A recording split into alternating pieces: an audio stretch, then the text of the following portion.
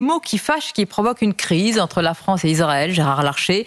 Monsieur Netanyahou ne doit pas oublier que son pays a été créé par une décision de l'ONU. Dans le Figaro ce matin, Benjamin Netanyahou affirme que la France devrait se tenir aux côtés d'Israël et il dénonce une distorsion de l'histoire. Comment? Vous connaissez très bien cette région du Proche-Orient, Gérard Larcher.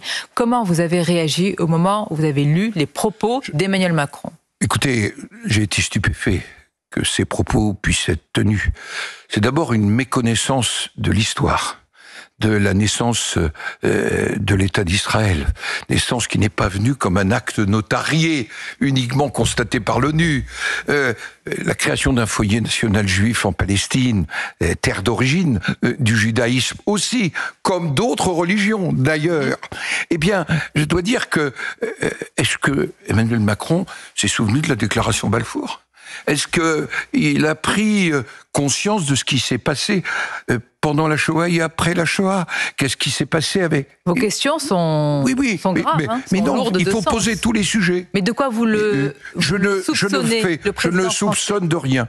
Je dis que le droit à l'existence d'Israël n'est pas discutable, ni négociable. C'est important ce que moi, vous dites. C'est-à-dire qu'il peut remettre en cause la légitimité de l'État hébreu par cette déclaration. Il y a comme un doute. En même temps, je dis, Israël doit respecter la finule. Oui.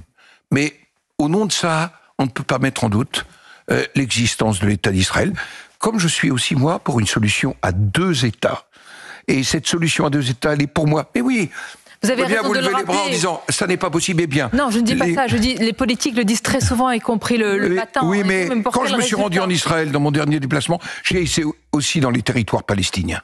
Parce que pour moi, les Palestiniens ont aussi le droit à un État, deux États vivants, côte à côte, en sécurité et en paix. C'est, je crois, l'objectif. Mais mettre en doute l'existence d'Israël touche pour moi à des questions fondamentales.